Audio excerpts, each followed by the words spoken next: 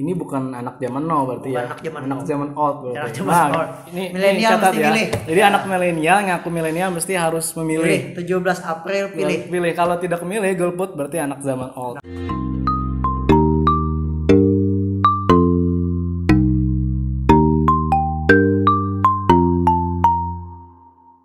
Assalamualaikum warahmatullahi wabarakatuh. Salam. Bertemu lagi kita di channel beritabanjarmasin.com dan hari ini kita akan membahas tentang pemilu yang akan segera kita hadapi pada April 2019 ini. Dan hari ini sobat beritabanjarmasin.com semua kita kedatangan tamu yaitu ahli tata negara atau ahli hukum tata negara sekaligus juga pegiat kepemiluan dari Institut Demokrasi dan Pemerintahan Daerah Kalimantan Selatan.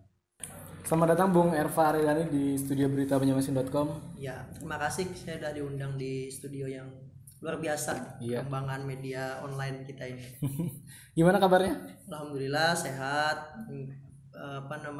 Kita selalu memantau perkembangan kepemiluan yang semakin hari semakin dekat nih dan semakin banyak juga masalahnya. Oh gitu.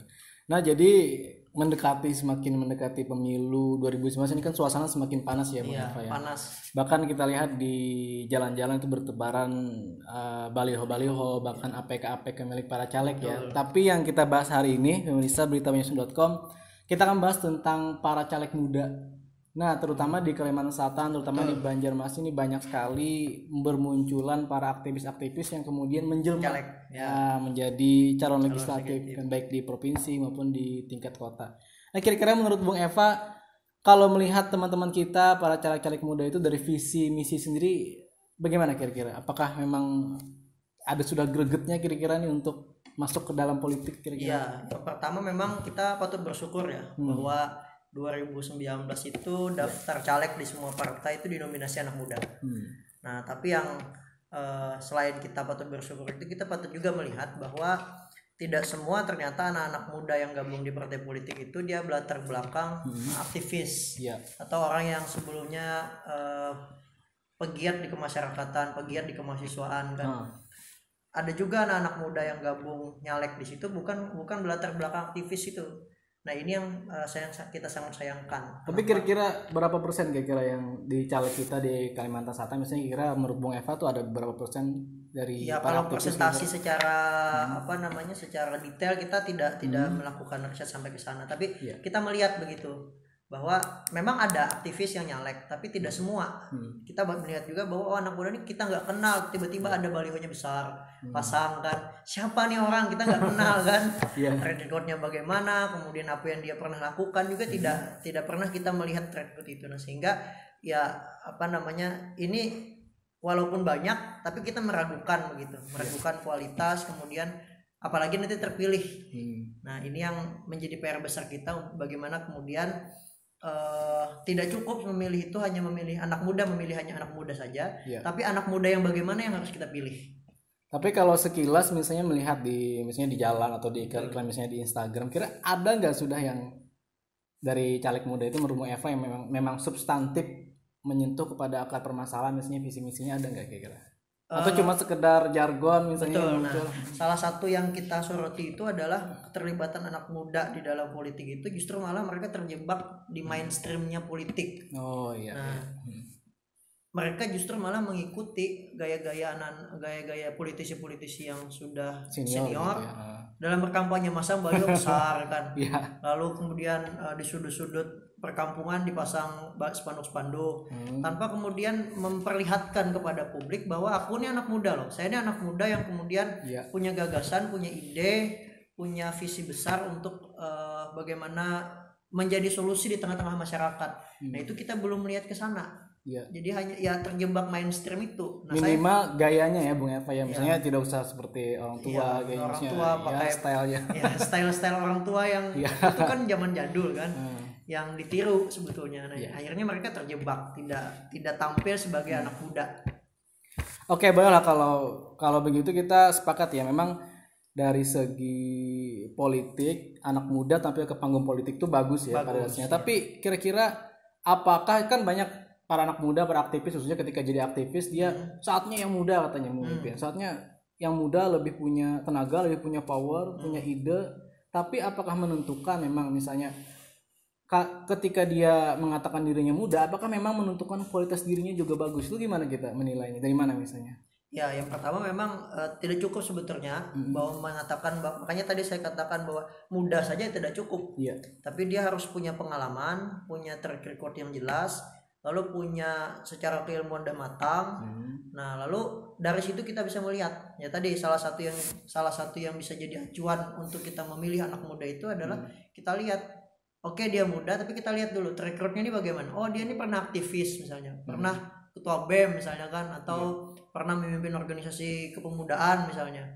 Yang dari situ begitu dia memimpin itu, dia pernah berbuat yang sangat menyentuh masyarakat, atau dia anak muda ini pernah membuat suatu program di masyarakat yang itu dirasakan betul dampaknya oleh masyarakat misalnya kan, melakukan pengabdian, lalu dia nyalek. Ini yang begini-begini bolehlah kita pilih sebagai calon anggota legislatif kan. Tapi kalau tiba-tiba dia datang di panggung politik, nggak tahu siapa nih orang kan, turun ke masyarakat juga tidak pernah, hanya karena dia muda dan punya modal secara finansial, lalu masuk dalam daftar caleg, lalu mengklaim bahwa dirinya anak muda yang pantas untuk dipilih, ini patut kita pertimbangkan untuk kita pilih.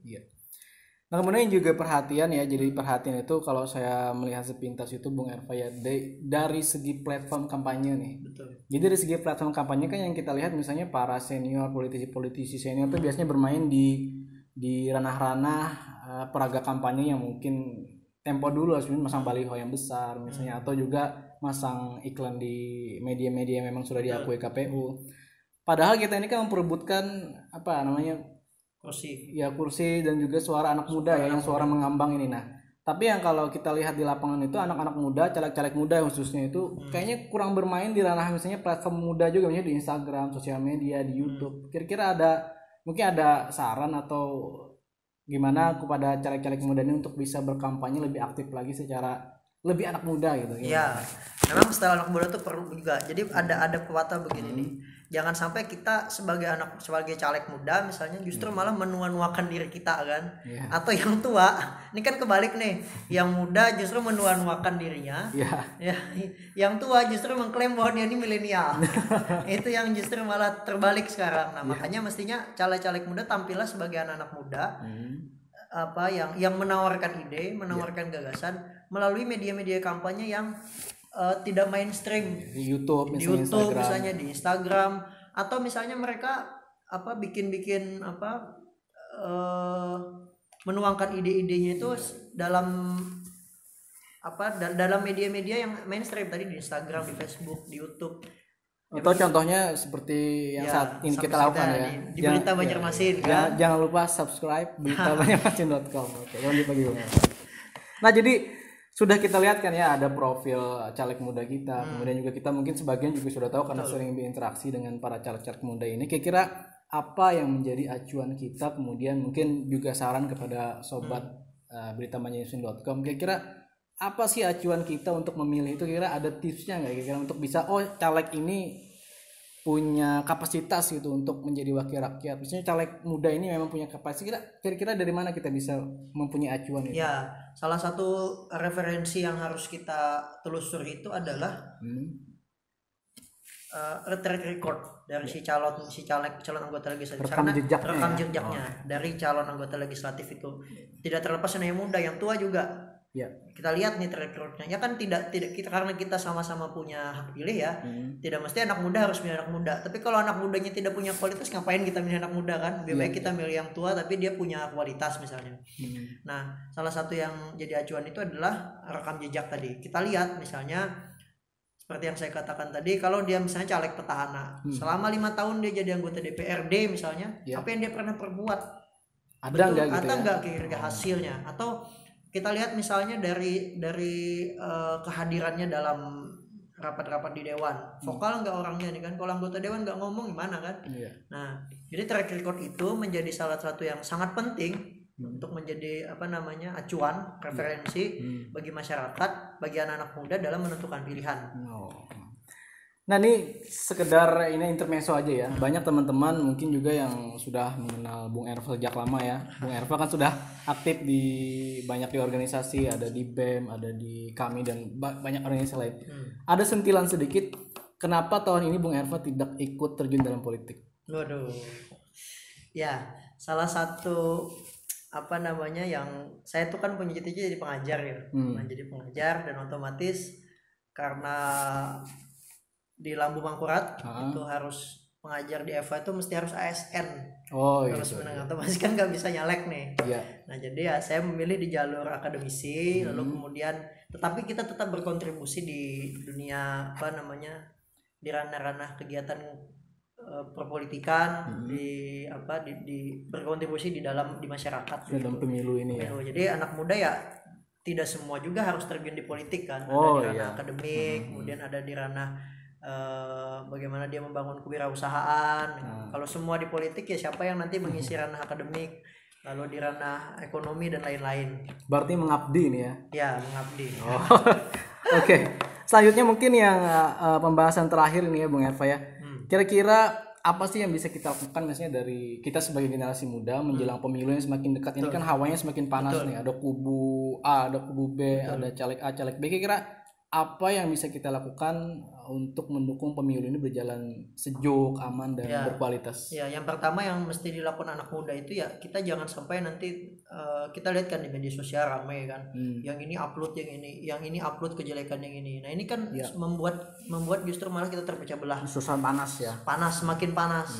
Nah mestinya kita hadir kalau memang kita nih pendukung jadi salah satu capresnya, yang satu ini pendukung salah satu capres juga, ya hadirkanlah di dalam lini masa kita di media sosial kita itu hal-hal yang bersifat edukatif. Kalau kamu pilih calon dari saya nih ya dia akan melakukan ini. Bukan kita malah kemudian mengumbar hal-hal yang negatif, kampanye yang negatif itu akhirnya justru malah membuat suasana semakin panas. Nah itu yang mesti harus kita jaga agar menjaga kondusifan. Yang kedua memang setiap dari pemilu ke pemilu kan kecurangan itu pasti ada ya. Nah peran kita sebagai anak muda, terutama anak muda yang tidak nyalek ini ya kita mengawal agar bagaimana pemilu kita itu bisa menciptakan pemilu yang jujur dan adil. Kalau ada money politik, nah ada money politik misalnya, tapi tidak coblos orangnya misalnya. Itu bahaya tuh, jangan tuh. Duitnya jangan diterima. Tetap tolak ya. Tolak sama sekali. Oke, catat ya, tolak sama sekali ya. Nah, kalau misalnya ada orang yang melanggar, anak muda harus laporkan ke Bawaslu kan? Harus berani ya. Harus berani kita melaporkan bahwa ada pelanggaran, ada kecurangan, ada bagi-bagi duit misalnya kan, menjelang hari H. Nah, itu anak muda harus perlu foto, laporkan, upload di Instagram. Iya, kita mendukung Bawaslu. Anak-anak muda mesti harus mendukung Bawaslu untuk menegakkan hukum pemilu. Oke.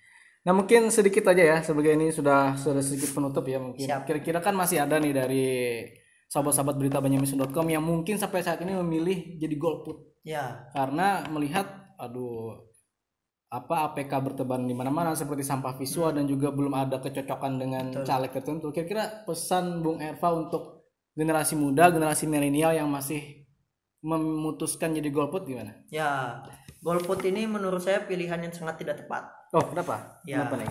Karena begini, meskipun ada golput, orang pasti akan tetap duduk di parlemen, tetap menjadi anggota DPRD, tetap menjadi anggota DPR. Kalau kita masih merasa bahwa kita ini punya mimpi besar terhadap pembangunan yang ada di Banua, pembangunan yang ada di Indonesia, ingin negara ini maju, kita harus memilih caleg-caleg yang betul-betul punya visi besar juga, betul-betul bersih dan punya gagasan untuk pembangunan, untuk memajukan daerah kita misalnya, untuk memajukan negara kita misalnya. Kita harus tetap memilih. Nah, cara memilihnya tadi kita harus tentukan pilihan dengan melihat referensi-referensi yang ada. Tidak serta-merta ikut-ikutan memilih karena orang tua saya ini pilih ini saja misalnya. Gak begitu kan, atau ini teman saya nih padahal teman-temannya bukan teman yang menurut dia saja misalnya dia tidak berkualitas tapi dia pilih misalnya. Nah, ini yang mesti harus menjadi catatan bagi anak muda. Jangan sampai golput. Ya, kalau anak muda justru malah golput, ini yang bahaya nih. ini bukan anak zaman now berarti Bukan ya. anak zaman Old berarti. Anak zaman old. Ini Milenial catat mesti ya. milih. Jadi anak milenial ngaku milenial mesti harus memilih. Pilih 17 April pilih. Kalau tidak memilih golput berarti anak zaman old. Anak zaman old. Oke. Jadi menarik sekali pembicaraan kita hari ini untuk pemilu dan juga memilih caleg-caleg muda. Sebelumnya saya ucapkan terima kasih dulu kepada Bung Erva yang sudah Luar biasa. meluangkan waktu di tengah kesibukan beliau. Maklum saja beliau ini selain juga pengajar, mengelola organisasi banyak juga berwirausaha. Banyak sekali ya sekarang ini ya kegiatannya. Nah, jadi untuk hari ini sekian dulu acara Berita Banjarmasin Talk kita hari ini. Mungkin sedikit saja kutipan sebagai penutup video kita hari ini. Kalau orang-orang baik menolak ikut terjun ke dalam politik, maka tunggu saja orang-orang jahat yang akan menguasai politik kita dan pemerintahan kita di Indonesia ini. Assalamualaikum warahmatullahi wabarakatuh.